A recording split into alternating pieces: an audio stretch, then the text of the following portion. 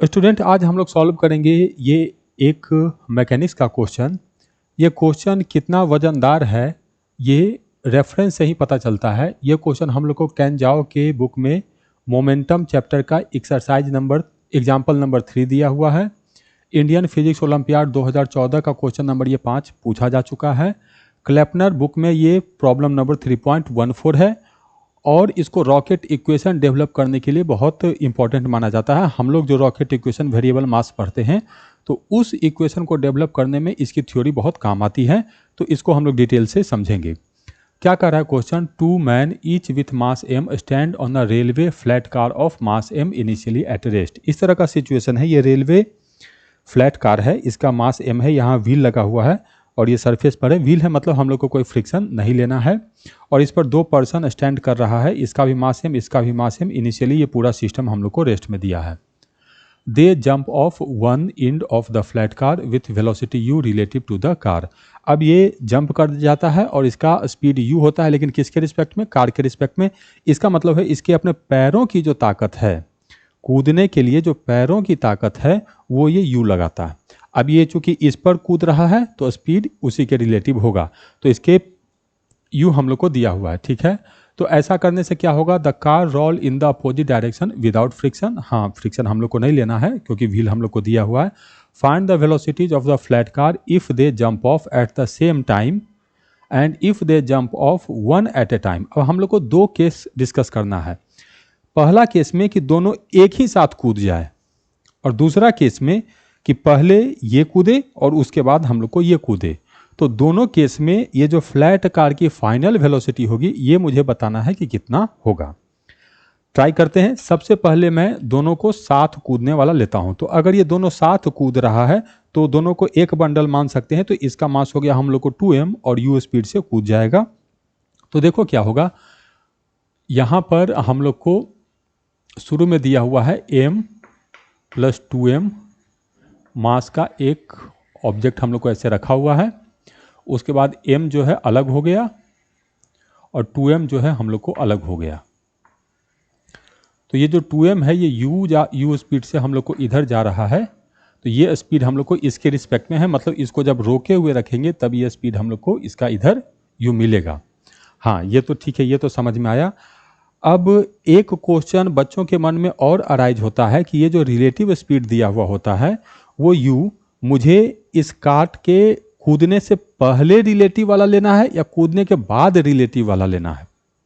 जैसे कूदने से पहले तो इसका स्पीड 0 है, तो 0 के रिस्पेक्ट में u से कूद गया, और कूदने के बाद ग्राउंड के रिस्पेक्ट में इसका वेलोसिटी कुछ इधर v1 होगा। हाँ, इसका वेलोसिटी v1 होगा। तो ये u इस v1 के रिस्पेक्ट में है कि नहीं? तो जब भी हम लोग को ये u दिया हुआ था रिलेटिव, तो कूदने के बाद रिलेटिव हम लोग को होता है।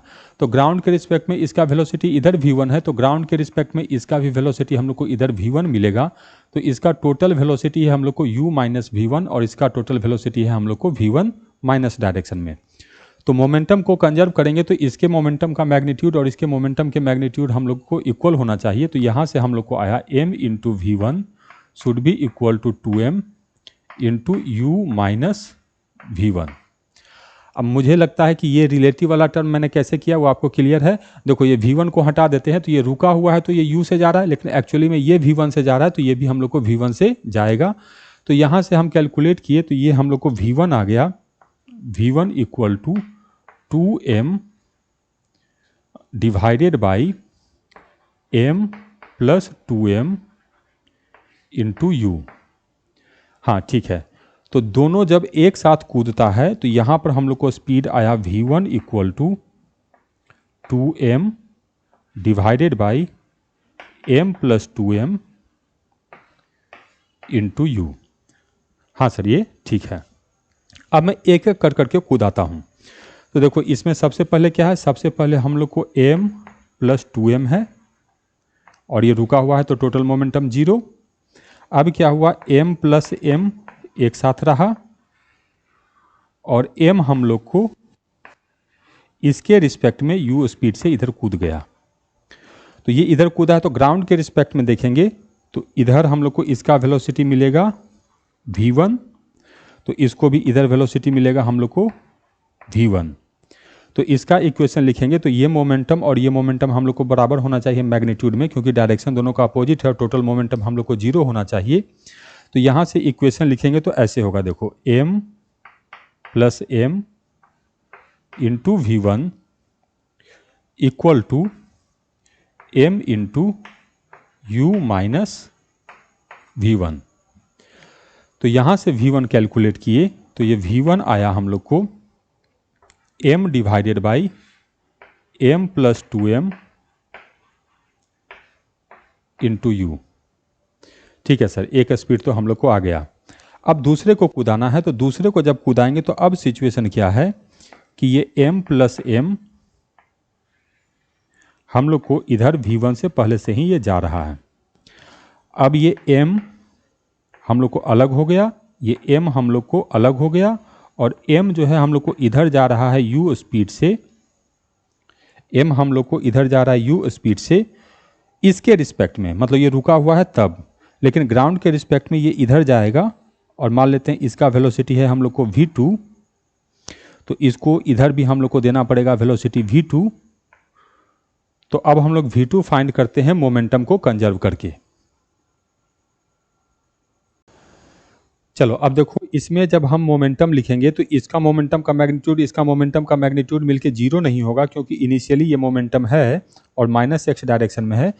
तो इनिशियल सिस्टम का मोमेंटम और फाइनल सिस्टम का मोमेंटम इक्वल होगा, क्योंकि एक्सटर्नल फोर्सेस हम लोग को नहीं लग रहे हैं। तो ये मोमेंटम मैं लिखूंगा तो ये हो जाएगा m plus m into v1 equal to, अब इधर के डायरेक्शन के मैं मोमेंटम में लिख रहा हूँ तो इसको लिखूंगा तो ये हो जाएगा m इंटू v2, और इसको मैं लिखूंगा तो ये हो जाएगा plus m into v2 minus m into you.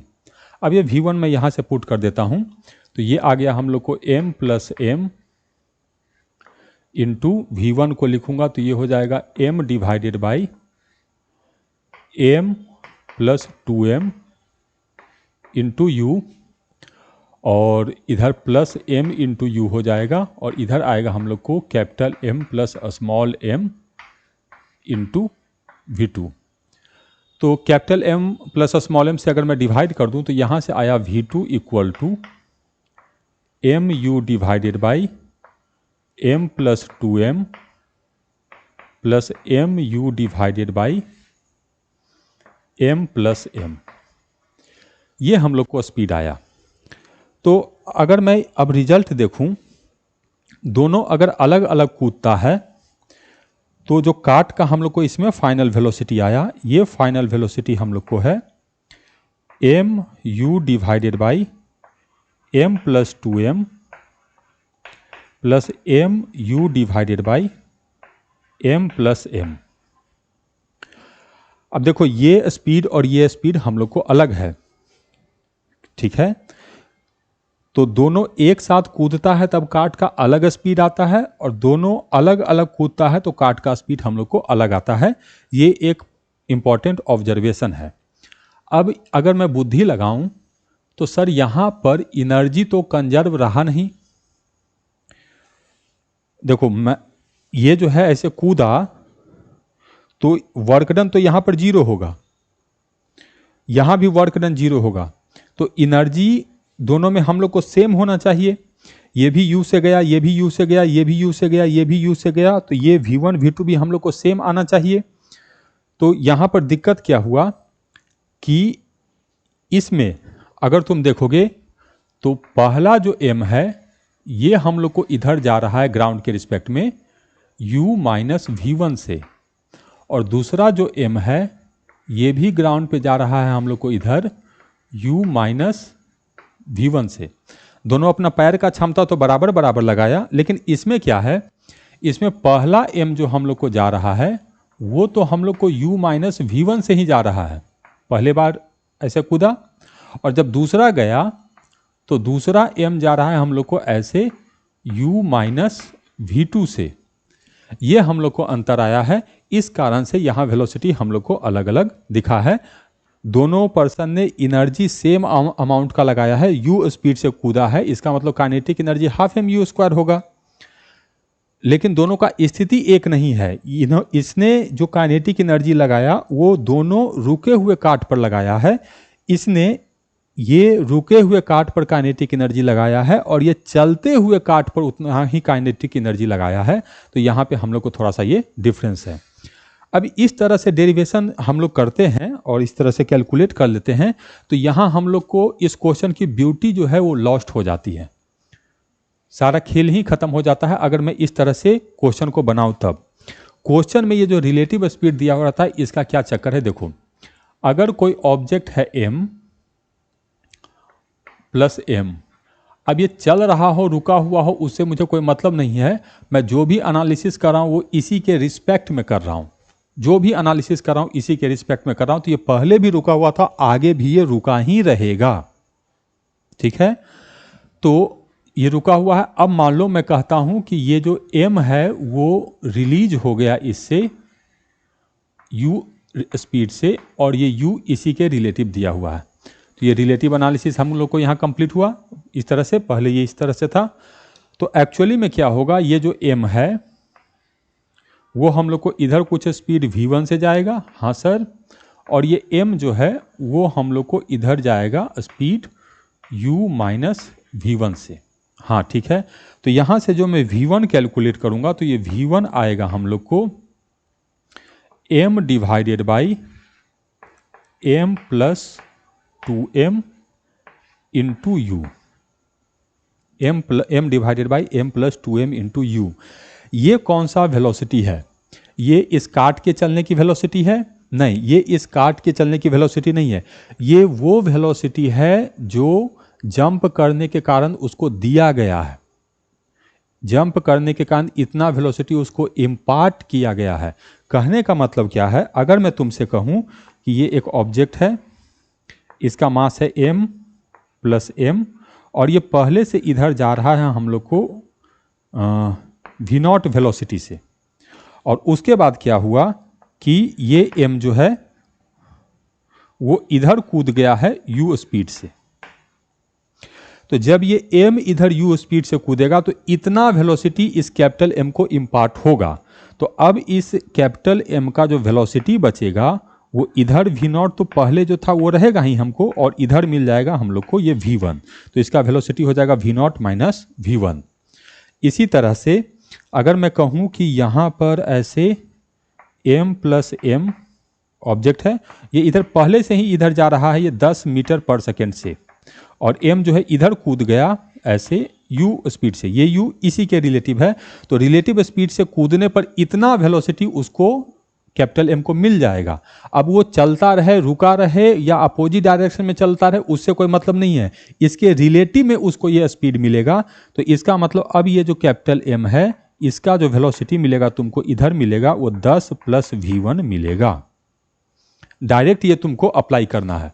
तो कोई भी ऑब्जेक्ट से यदि m मास u रिलेटिव स्पीड से डिटैच होता है तो उसको कितना वेलोसिटी मिल जाता है ये, और ये रिजल्ट आपको याद रखना है। ये फॉर्मूला जो है आपको बहुत जगह काम में आएगा कि v1 इक्वल टू होगा हम लोग को कितना, m into you divided by m plus 2m, बस इतना ही रखना ये।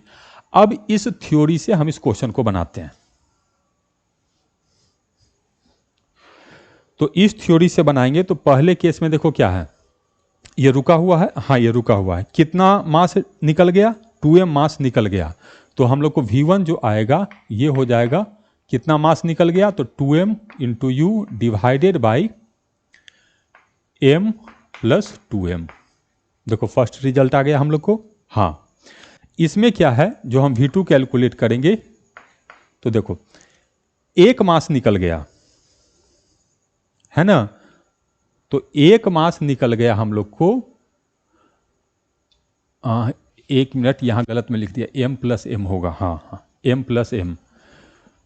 तो देखो इसमें था क्या, m प्लस m इधर बचा और इधर हम लोग को m बचा है ना, ये मास जो बचा ये हम लोग को बचा हुआ मास है, ये निकला हुआ मास, ये निकला हुआ मास। तो निकला हुआ मास कितना है mu डिवाइडेड बाय बचा हुआ मास कितना है m प्लस m, और निकला हुआ मास कितना है m। ये तो एक निकलने के कारण हो गया, तो एक का काम खत्म हो गया। अब इससे क्या हो गया, m फिर निकल गया, तो लिखेंगे फिर प्लस आएगा। अब m into you divided by बचा हुआ मास m प्लस निकला हुआ मास हम लोग को m। देखो ये सेम रिजल्ट आ गया हम लोग को। तो यहां से V2 हम लोग को डायरेक्ट आ गया, V2 equal to M U divided by m plus 2m plus M U divided by m plus m। अगर मैं 2 की जगह यहाँ 3 लेता और कहता कि एक एक कर करके कूद रहा है, तो अगर मैं कहता m प्लस 3m है, तो ये पहले बनेगा m प्लस 2m, फिर बनेगा हम लोग को m प्लस m, और उसके बाद बनेगा हम लोग को m। तो यहाँ पर जो वेलोसिटी आएगा काट का वो होगा हम लोग को m, हर बार m निकल रहा है तो एम यू डिवाइडेड बाई बचा हुआ मास, तो m plus 3m plus M U divided by m plus 2m plus M U divided by m plus m। 3 बार निकलेगा तो हम लोग को इस तरह से ऐड करना पड़ेगा। क्लियर? हाँ, तो एक एक कर करके कूदता है तो इस तरीके से हम लोग को जुड़ता है, और एक ही साथ कूदता है तो हम लोग को ऐसे ऐड होता है। अब देखो इसको हम लोग कैसे अप्लाई करेंगे। यदि कॉन्टिन्यूअस मास इजेक्ट हो रहा है, जो हम लोग को रॉकेट के केस में होता है। मान लो मैं कहता हूं एक ये ऑब्जेक्ट है, इसका इनिशियल मास है हम लोग को m, और ये प्लस m इस तरह से है। अब क्या हुआ कि इसमें से dm मास हम लोग को u स्पीड से निकल गया, और ये कॉन्टिन्यूअस निकल ही रहा है। तो अभी अगर dm मास हम लोग को इजेक्ट हुआ है तो इसमें वेलोसिटी कितना इम्पार्ट होगा, तो वेलोसिटी हो जाएगा हम लोग को dm into you divided by जो मास हम लोग को बचा है, तो m प्लस m। इसमें प्लस dm लिखेंगे तो ये बहुत ज़्यादा हम लोग को अंतर देगा नहीं, है ना। तो ये हम लोग को dv ऐसे बहुत स्मॉल वेलोसिटी इम्पार्ट होगा। तो अगर ये कॉन्टिन्यूअस इस तरह से निकल ही रहा है तो हम लोग को कितना वेलोसिटी आएगा, अगर इसका पूरा m हम लोग को निकल जाए तो उसके लिए हम इसको इंटीग्रेट करेंगे। तो इंटीग्रेट करेंगे तो v इक्वल टू हो जाएगा integration of u dm divided by m plus m। अब इसका इंटीग्रेशन बहुत आसान है, u कांस्टेंट है, कैपिटल M हम लोग को कांस्टेंट है, तो ये हो जाएगा ln, u कॉमन रहेगा, u ln m plus m, है ना। अब इसमें लिमिट पुट करेंगे तो हम लोग इसका इंटीग्रेशन कर रहे हैं dm, मतलब कितना मास निकला है। तो शुरू में हम लोग को 0 मास निकला है और बाद में हम लोग को m मास निकला है। तो यहाँ से ये आ जाएगा हम लोग को कि जो वेलोसिटी आएगा फाइनल वेलोसिटी ये होगा u into ln m plus m divided by capital M, इस तरीके से। हाँ, तो रॉकेट में अगर गैसेस हम लोग को dm बाई dt उसका कांस्टेंट रहता है, तो हर बार dm रेट से ही मासेस इजेक्ट होता है। तो जब dm मास से इजेक्ट होगा तो पूरा मास इजेक्ट होने के बाद रॉकेट का ये जो वेलोसिटी होगा वो इतना होगा। ये इजेक्शन के कारण है। अगर उसे पहले भी मान लो रॉकेट हम लोग को चल रहा है v1 वेलोसिटी से, तो वो v1 प्लस माइनस हम लोग को इसके साथ ऐड करना पड़ेगा।